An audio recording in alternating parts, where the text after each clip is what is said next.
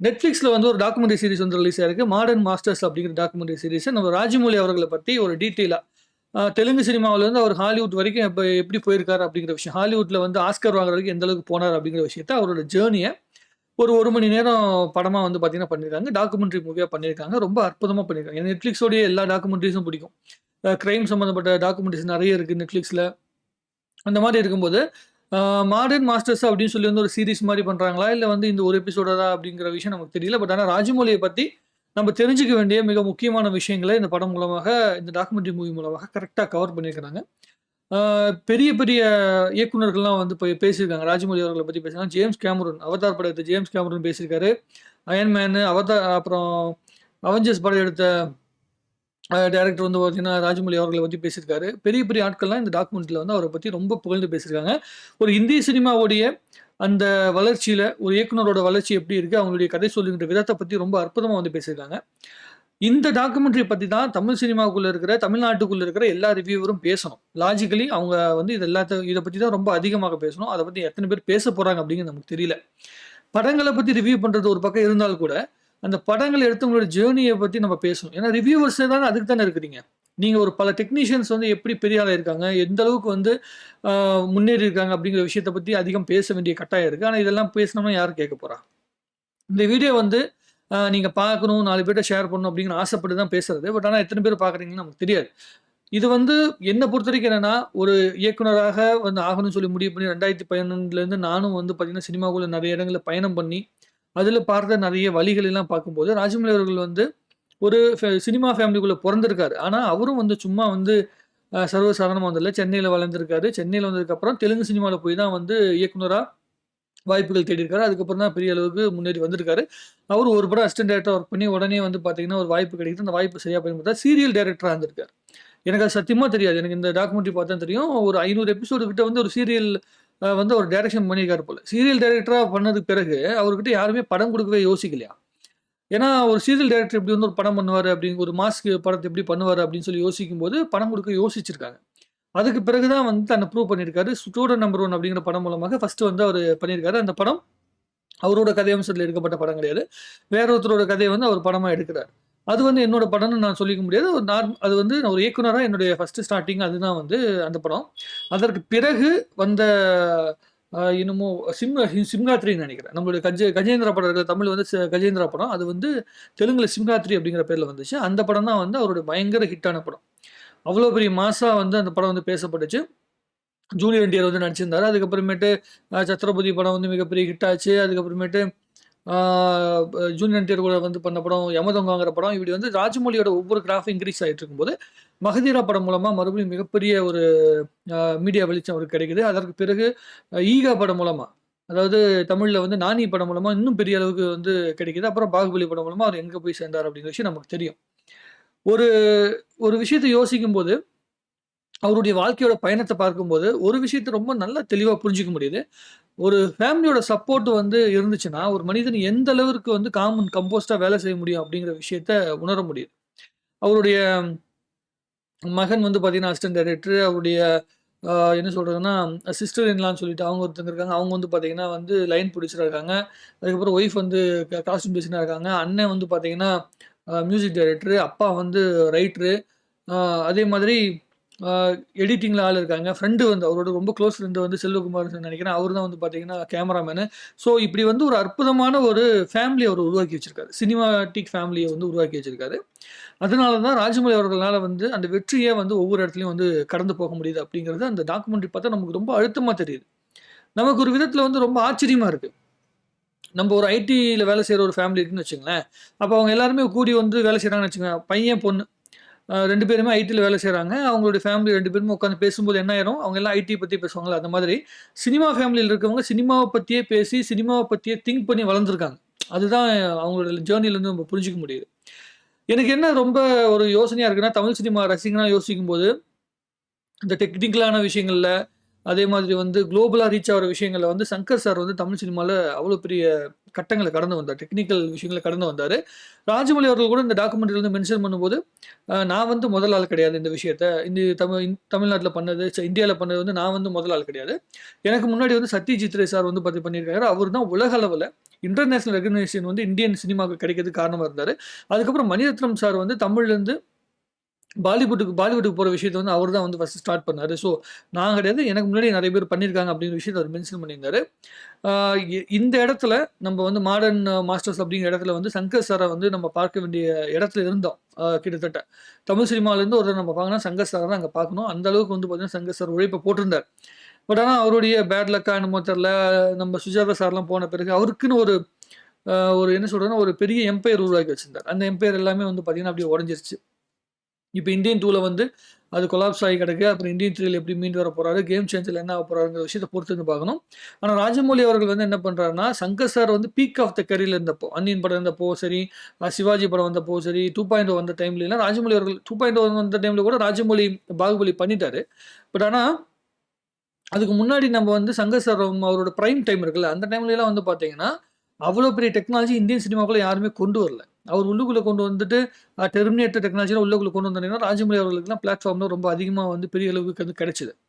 ஆனா, ராஜமௌழி அவர்கள் என்ன பண்ணாருன்னா, சங்கர் சார் வந்து வெளிநாட்டுல போயிட்டு வந்து டெக்னீஷியன வந்து தேடினாரு. ஆனா, ராஜமௌழி என்ன பண்ணாருன்னா, இந்தியாவுக்குள்ள இருக்கிற அந்த மக்குட்டாங்கிற அந்த கம்பெனிஸ், இந்தியால இருக்கிற அந்த கிராஃபிக் டிசைனர்ஸ வச்சே எவ்வளோ வேலை வாங்க முடியும்? அப்படின்னு ட்ரை பண்ணி, அது மூலமா ஈகால வந்து சக்சஸ் ஆகி, மகதீரால சக்சஸ் ஆன பிறகு தான், ராஜமௌழி அவர்களுக்கு வந்து மிகப்பெரிய வெளிச்சம் கிடைச்சது. ஸோ, ராஜமௌழி என்ன பண்ணாருன்னா, தன்னுடைய வேருக்குள்ள நம்ம இந்தியன் வேர் அப்படிங்கிற விஷயத்த எவ்வளோ ஆழமா கொண்டு போக முடியும் அப்படிங்கிறத அவர் பயங்கரமா யோசிச்சிருந்திருக்காரு. அது மூலமா கிடைச்ச வெற்றி, அவருடைய வாழ்க்கையில இவ்வளோ பெரிய டாக்குமெண்ட்ரியில வந்து உருவாகுற இடத்துக்கு நோக்கி நகர்ந்தது. ஹாலிவுட் ஸ்டுடியோ கிட்ட வந்து ராஜமௌழி அவர்கள் உட்காந்து பேசிட்டு இருக்கிற விஷயங்கள பார்க்கும்போது ரொம்ப அற்புதமா ஒரு ஃபீல் இருந்துச்சு. ஒரு இயக்குனர் வந்து பர்சனல் லைஃப் எப்படி வச்சிருக்கணும், அதே மாரி புரொஃபஷனல் லைஃப் எப்படி வச்சிருக்கணும் அப்படிங்கிற விஷயத்த ராஜமௌழி எக்ஸ்பிளைன் பண்ற விதமே ரொம்ப அற்புதமா இருந்துச்சு. உப்மா வச்சு சினிமாவ பத்தி அவர் ஒரு எக்ஸ்ப்ளனேஷன் குடுத்தாரு. ரொம்ப அற்புதமா இருந்துச்சு. அது என்னன்னா, எம்.எம். கீரவாணி சார் இருக்கார்ல, நம்ப மியூசிக் டைரக்டர் இருக்கார்ல, ஆஸ்கர் வாங்குனாரு. நாட்டு நாட்டு பாட்டுக்கு வாங்குனவரு. அவரு வந்து ஒரு விஷயம் சொல்லுவாருன்னா, சினிமாங்கிறது வந்து ஒரு உப்மா மாதிரி. உப்மால முந்திரி போட்ட உப்மா மாதிரி.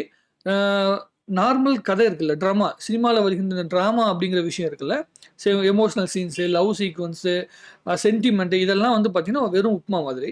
அந்த முந்திரி அப்படிங்கிற விஷயம் வந்து பார்த்தீங்கன்னா, ராஜமௌழி பண்றது. அந்த எக்ஸைட்மென்ட், த்ரில்ஸ்ன்னு சொல்லுவாங்க. சினிமாவோட லாங்குவேஜ்ல த்ரில்ஸ்ன்னு சொல்லுவாங்க. ஒவ்வொரு 10 நிமிஷத்துக்கு ஒரு வாட்டி, நீங்க ஒரு உங்களோட உணர்வ வந்து கடத்தணும். நீங்க எதிர்பார்க்காத ஒரு விஷயத்த சினிமால வந்து ஸ்க்ரீன்ல அவங்க பார்க்கணும். அந்த விஷயம் தான் வந்து ஆடியன்ஸ என்கேஜ் பண்ண வைக்கும் அப்படிங்கிற விஷயத்த ராஜமௌழி அவர்கள் வந்து ஆரம்பத்துலேருந்தே சொல்லிட்டு இருக்காரு. பாகுபலி படம் நீங்க பாருங்க. எக்ஸாக்ட்டா ஒவ்வொரு 10 நிமிஷத்துக்கு ஒரு வாட்டி ஏதாவது ஒரு எக்ஸைட்மென்ட் நடக்கும். அடுத்த சீனுக்கான ஒரு லீட் வரும்போது சின்னதா ஒரு த்ரில் குடுக்கும். அது எப்படின்னா, ராஜமௌழி அவர்கள் சின்ன வயசுல அவங்க அம்மா வந்து பார்த்தீங்கன்னா, படிப்புல குடுக்குற இம்பார்ட்டன்ஸ விட நீ வந்து அ கதை படிக்கிறதுல வந்து இம்பார்ட்டன்ஸ் குடுன்னு சொல்லி வந்து ராஜமௌழிட்ட வந்து சொன்னாங்களாம். ஸோ ராஜமௌழி அவர்கள் வந்து எப்படி வளர்ந்தார்ன்னா, சின்ன வயசுல வந்து அந்த அமர் சித்ரா கதையெல்லாம் வந்து படிச்சு தான் அவர் வளர்ந்திருக்காரு. நம்ம தமிழ்ல சொல்லணும்னா, அம்புலி மாமா கதை இருக்குல்ல, அம்புலி மாமாவோட கதைகள் மாதிரி, அதாவது ரியல் லைஃப்ல நடக்கிற 7 கடல் 7 மலையை தாண்டி அப்படிப்பட்ட கதைகள் தான் வந்து அவரு நெறைய எபிக் மூவிஸ், புராண கதைகள் இத கேட்டு தான் அவர் வளர்ந்திருக்காரு. ஸோ அப்படி வளர்ந்திருக்கும்போது, ஒவ்வொரு வாட்டியும் ஒரு ஸ்கூல்ல வந்து சாட்டர்டே, சண்டேல வந்து அந்த எக்ஸ்ட்ரா கரிக்குலர் ஆக்டிவிட்டீஸ்ல ஏதாவது ஒரு டேலண்ட்ட பத்தி வந்து பேசணும்னு சொல்லி வரும்போது, ராஜமௌழி அவர்கள் வந்து தான் படிச்ச கதையிலிருந்து தான் ஒரு கதைய உருவாக்கி, அத தன்னோட ஃப்ரெண்ட்ஸ் கிட்ட சொல்ற விதத்த தான் வந்து ஆரம்பத்திலேருந்தே சொல்லுவாராம். ஸோ ராஜமௌழி அவர்கள் தன்னோட கதை சொல்லுகின்ற திறமைய சின்ன வயசுலேருந்து தான் அப்படிதான் வளர்த்திருக்காரு. அதுக்கு ஒரு மிகப்பெரிய காரணமாக என் வாழ்க்கையில இருந்தது என்னோட அம்மா தான் அப்படின்னு அவர் சொல்லியிருக்காரு. ரொம்ப அற்புதமான விஷயம். ஒரு தாய் தன்னோட மகனுக்கு என்ன வரும் அப்படிங்கிற விஷயத்த ஆரம்பத்திலேயே கண்டுபிடிக்கிறது ரொம்ப ரேரான விஷயம். அது வந்து அவரோட லைஃப்ல நடந்திருக்குது. அவங்க வந்து அதுக்கு எக்ஸைட்மென்ட் குடுத்துருக்காங்க. அந்த எக்ஸைட்மென்ட்ட உணர விட்டுருக்காங்க. அத வந்து ஸ்டடி பண்ணவும் வந்து பார்த்தீங்கன்னா, வாய்ப்புகள் குடுத்துருக்காங்க. அத அவர் வந்து இவ்வளோ பெரிய அளவுக்கு கொண்டு வருவாருன்னு யாரும் நெனச்சு பார்க்கல. ராஜமௌழி அவங்க அப்பாவுடைய அந்த வார்த்தைகள கேட்கும்போது, ராஜமௌழி அவர்களுக்கும் அவங்க அப்பாவுக்கும் இடைப்பட்ட அந்த ரிலேஷன்ஷிப் அப்படிங்கிறது ஒரு பெரிய ஒரு அற்புதமான ஃப்ரெண்ட்ஷிப் மாரி தான் நமக்கு தெரியுது. கண்ல பார்க்கும்போதே. அவ்வளோ அற்புதமா வந்து பார்த்தீங்கன்னா, அவரு பேசுறாரு. நீங்க வந்து உங்களோட கதைய சொல்லும்போது, ராஜமௌழி அவர்கள் வந்து அத ரிஜெக்ட் பண்ணும்போது நீங்க எப்படி பார்ப்பீங்கன்னா, "அவரு முட்டாள் அவன் ரிஜெக்ட் பண்ணிட்டு போவான். அத பத்தி நான் என்ன பண்ணுவேன்?" அப்படிங்கிற மாரி அவர் ரொம்ப ஜாலியா விளையாட்டுத்தனமா தான் பேசுறாரு. அது வந்து ஒரு பெரிய கோவமான விஷயமா நான் பார்க்க மாட்டேன் அப்படிங்கிற மாரிலாம் அவர் சொல்றாரு.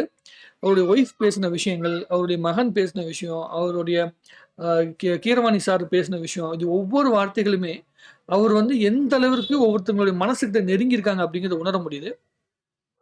அவர் வந்து ஃபேமிலி லைஃப் வாழும்போதே வந்து ஷெட்யூல் போட்டு ஒரு வாழ்க்கை வாழ்ற மாரி தான் அவர் வாழ்வாரு அப்படிங்கிற மாரிலாம் அவங்க சொல்லியிருந்தாங்க. இந்த டைம்ல இத பண்ணணும். நம்ம நேரா போய் சாப்பிட போறோம். ஒரு ஹோட்டலுக்கு போறோம். அங்க ஹோட்டல்ல வந்து 7 மணிக்கு சாப்பிட்டு முடிச்சுட்டு 10 மணிக்கு அங்க போறோம் அப்படின்னோனே பசங்களே சொல்லுவாங்களாம், "அப்பா இது வந்து ஷூட்டிங் பார்ட் கிடையாது. இந்த டைம்க்குள்ள அது நடக்கணும், அந்த டைம்ல இது நடக்கணும். ஷூட்டிங் பார்ட் கிடையாதுப்பா. இது நம்மளோட லைஃப்" அப்படின்னு சொல்லிட்டு பசங்க விளையாட்டுத்தனமா கிண்டல் பண்ணிட்டுலாம் பேசிட்டு இருப்பாங்களாம். ஸோ அந்த அளவிற்கு சினிமாக்குள்ள ஊறிப்போன ஒரு மனிதனாக வாழ்ந்திருக்காரு. அவர் இன்னொரு விஷயம் சொன்னாரு. அது நம்ம லைஃப்ல ரொம்ப கடைபிடிக்க வேண்டிய ரொம்ப முக்கியமான ஒரு விஷயம். அந்த டாக்குமெண்ட்ரில எனக்கு ரொம்ப புடிச்ச விஷயம். என்னால ஒரு விஷயத்த தான் கான்சன்ட்ரேட் பண்ணி செய்ய முடியும். கூட திடீர்னு யாரோ ஒருத்தவங்க ரொம்ப இம்பார்ட்டன்ட்டா இன்னொரு விஷயத்த கொண்டு வந்தா கூட என்னால அத கான்சன்ட்ரேட் பண்ண முடியாது. ஏன்னா, நான் வந்து பார்த்தீங்கன்னா, அந்த ஒரு விஷயத்த மட்டும் முழுமையா பண்ணணும்னு நெனைக்கிறது அப்படிங்கிறது சொல்லும்போது தான், எனக்கு இந்த ஒரு அடிக்கடி ஒரு டயலாக் ஒண்ணு வரும். நம்ம ஒரு ஐடியாவ எடுத்துக்கணும். அந்த ஐடியாவயே வாழ்க்கையாக்கிரணும் அப்படின்னு சொல்லிட்டு. ராஜமௌழி அவர்களுடைய படங்கள் வந்து ஏன் வெற்றி அடைஞ்சுகிட்டே இருக்குதுன்னா, அது ஒரே காரணம் என்னன்னா, அவர் அந்த படத்துக்கான ஐடியாவ கையில எடுத்துக்கிட்டு, அந்த ஐடியாவையே அந்த அடுத்த 4 வருஷம், 5 வருஷத்துக்கான வாழ்க்கையா மாத்திக்கிறாரு. அதனால என்ன ஆயிடுதுன்னா, அந்த படங்கள் வந்து நம்மளுடைய மனசுக்கு மிகப்பெரிய அளவுக்கு வந்து நெருங்குது. ஏன்னா, அந்த ஒரு ஐடியாவ தவிர வேற எதுவுமே யோசிக்காம இருக்கறனால, அவருக்கு வந்து அந்த கதைய விட்டு வெளிய போகக்கூடிய மனநிலை வராது. எந்த ஒரு சூழ்நிலை வந்தாலும் அந்த கதைக்குள்ளேயே இருக்கிறார். இதுல என்ன ஒரு பியூட்டியான விஷயம்னா, அவர வந்து அந்த இடத்த விட்டு வெளிய வர விடாம அளவுக்கு அவருடைய ஃபேமிலி அவர பாத்துக்குது. அந்த அட்மாஸ்பியர் அவர பாத்துக்குது. அதுதான் ரொம்ப முக்கியமான விஷயம். அப்படி ஒரு இயக்குனருக்கு அமைஞ்சதுன்னா, அந்த இயக்குனர விட அந்த இயக்குனர் மாதிரி குடுத்து வச்சவங்க யாருமே கிடையாது. அவரே சொல்றாரு, "என்னோட லைஃப்ல நான் பெரிய ரொம்ப லக்கியான பெர்சன். எனக்கு இப்படி ஒரு ஃபேமிலி அமைஞ்சதுக்கு நான் ரொம்ப பெரிய அளவுக்கு வந்து குடுத்து வச்சிருக்கேன்னு" சொல்லி ராஜமௌழி சொல்றாரு. அது உண்மதான். இந்த மாரி எந்த இயக்குனருக்குமே இவ்வளவு தூரம் அமையாது. ஏதாவது ஒரு பிரஷர் கிடைக்கும். வீட்ல வந்து தன்னுடைய ஃபேமிலினால பிரஷர் தான் அதிகமா இருக்குமே தவிர, அந்த ஃபேமிலியே அந்த பிரஷர வந்து கம்மி பண்ற ஒரு இடத்துல இருக்கிறாங்க அப்படிங்கும்போது, அத விட பெரிய சந்தோஷம் ஒரு இயக்குனருக்கு எதுவுமே இருக்க முடியாது. அதெல்லாம் வந்து பார்த்தீங்கன்னா பேசியிருக்காங்க. தயவு செஞ்சு சொல்றேன், நீங்க வந்து எந்த துறையில சாதிக்கணும்னு சொல்லி ஆசைப்பட்டீங்கனாலும் சரி, அல்லது சினிமா துறையில சாதிக்கணும்னு சொல்லி ஆசைப்பட்டீங்கனாலும் சரி, இந்த டாக்குமெண்ட்ரி நீங்க பாருங்க. இது உங்களுக்கு ரொம்ப பெரிய அளவுக்கு வந்து பார்த்தீங்கன்னா, ஹெல்ப் பண்ணும். நெறைய விஷயங்கள வந்து உங்கள வந்து உணர வைக்கும். ஒரு சினிமாவ எப்படி அணுகணும்? ஒரு சினிமாக்காரனா எப்படி இருக்கணும்? குளோபலா ரீச் ஆவறதுக்கு வந்து பார்த்தீங்கன்னா, வெறும் வந்து நம்பள மாரி வந்து குளோபல் சினிமாவ பார்த்துட்டு வந்து வெறும் கிரிட்டிசைஸ் பண்றது மட்டுமே ஒரு நாலேட்ஜ் கிடையாது. அது அந்த அந்த அளவுக்கு ஒரு படத்த பண்ணணும்னா, அதுக்காக எவ்வளவு மெனக்கெடல்கள் தேவைப்படுது? எவ்வளவு அ வந்து பிரச்சனைகள சந்திக்க வேண்டியது இருக்கு அப்படிங்கிறதெல்லாம் வந்து பார்த்தீங்கன்னா, இந்த டாக்குமெண்ட்ல சொல்லியிருக்காங்க. பாகுபலி முதல் பார்ட் வந்து ரிலீஸ் ஆகுற அன்னைக்கு தெலுங்கு சினிமால வந்து பார்த்தீங்கன்னா, ஃபர்ஸ்ட் ரிலீஸ் ஆகும்போது ஒரு நாள் வந்து பார்த்தீங்கன்னா, ஃபுல்லா நெகட்டிவ் ரிவ்யூ தானாம். நெகட்டிவ் ரிவ்யூ இல்ல. தன்னோட சொந்த ஸ்டேட்லயே நெகட்டிவ் ரிவ்யூ வருது. ஆனா பாலிவுட்ல போய் பிரீமியர் ஷோ போடும்போது எல்லாருமே பார்த்து பாராட்டியிருக்காங்க. ஆக பாலிவுட்ல பாராட்டுன விஷயம் வந்து ஏன் நம்ப ஊருக்கு வந்து எடுபடல அப்படின்னு சொல்லி வந்து உடைஞ்சு போய் 3 நாள் வந்து உடைஞ்சு போய் உட்கார்ந்துருக்காங்க. பிரபாஸ், ஆ ராஜமௌழி அவர்கள் அவருடைய ஃபேமிலியே வந்து பார்த்தீங்கன்னா உடைஞ்சு போய் உட்கார்ந்துருக்காங்க. அத தாண்டி அவங்க வந்து 2, 3 நாள் கழிச்சதுக்கு அப்புறமேட்டு அந்த வேர்ட் ஆஃப் மவுத் வந்ததுக்கப்புறம் ஃபர்ஸ்ட் வீக் உடைய ரெஸ்பான்ஸ பார்த்து வருகின்ற அந்த கலெக்ஷன் எல்லாமே வந்து பார்த்த உடனே பெரிய அளவுக்கு வந்து எக்ஸைட்மென்ட் ஆனாங்களாம். ஸோ லைஃப்ல நம்ம ஒரு டார்கெட் பண்ணி ஒரு விஷயத்த கையில எடுத்துக்கிட்டோம்னா, அதுல வந்து ரொம்ப தீர்க்கமா வேலை செஞ்சோம்னா, ஆ கண்டிப்பா இந்த யுனிவர்ஸ் அதாவது இந்த பிரபஞ்சம் வந்து உங்களுக்கு ஒரு மிகப்பெரிய வெற்றிய குடுக்கும் அப்படிங்கிறது வந்து ராஜமௌழி அவருடைய வாழ்க்கைய பார்க்கும்போது தெரியுது. கடைசியா ஒரு விஷயத்த வந்து சொல்லி முடிக்கணும். இந்த டாக்குமெண்ட்ரிலருந்து பார்த்த விஷயத்த. ராஜமௌழி ஃபேமிலில வந்து எல்லாருமே வந்து கடவுள் நம்பிக்கை உள்ளவங்களாம். ஆனா, ராஜமௌழி அவர்கள் வந்து பார்த்தீங்கன்னா, கடவுள் நம்பிக்கை இல்லாதவராம். ஆனா, கடவுள் நம்பிக்கை வந்து இல்லாதவர் அப்டின்னா எப்டின்னா, அவரு வந்து அந்த மனசு, மனம் சார்ந்த விஷயங்கள வாழ்க்கையில வந்து நல்லது, கெட்டது அப்டிங்கிற அந்த 2 விஷயத்த தான் வந்து பார்க்குறாராம். நான் பார்க்குற அந்த வேலை, எனக்கு புடிச்சு நான் செய்ற அந்த வேலை தான் எனக்கு வந்து கடவுள் அப்டின்னு வந்து அவர் சொல்றாரு. அதுக்கு நான் எந்த அளவு நேர்மையா இருக்க முடியும் அப்டிங்கிற விஷயத்த நான் யோசிப்பேன் அப்டிங்கிற விஷயத்த சொல்லியிருக்காரு. எல்லா லாங்குவேஜ்ல இருக்கு. தெலுங்குல இருக்கு, இங்கிலீஷ்ல இருக்கு. தமிழ்லயும் வந்து பார்த்தீங்கன்னா இருக்குது. நீங்க தாராளமாக இந்த டாக்குமெண்ட்ரி பார்க்கலாம். நீங்க சொன்னது எல்லாமே ஒரு நார்மலான விஷயம் தான். 1 மணி நேரம் உங்களோட லைஃப்ல வந்து ஸ்பெண்ட் பண்ணீங்கன்னா, இந்த வார எண்டுல அது உங்களுக்கு கண்டிப்பா ஒரு பாசிட்டிவான ஒரு இம்பாக்ட்ட உங்க லைஃப்ல இந்த டாக்குமெண்ட்ரி ஏற்படுத்தும் அப்படிங்கிற நம்பிக்கை எனக்கு இருக்குது.